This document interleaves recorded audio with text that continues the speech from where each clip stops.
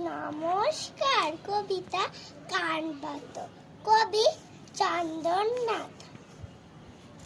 ঝিলিক মিলিক সমুদ্র, খুব কি কাছে অনেক দূর, তবুও যখন পাচ্ছি কান, ঠিক শুনি সেই আছে। তেমনি আকাশ সেও দূর, হাসছে দিনে রোদ্দুর, রাত্রে আবার অন্ধকার, কান কি তবু অন্ধ তার। সকাল দুপুর রাত্রি দিন, বেজেই চলে গানের বিন। সেই সুরে কে গাইছে আর পাকা মাথায় লিখে খাবার গাইছে বনে ওয়ার করা।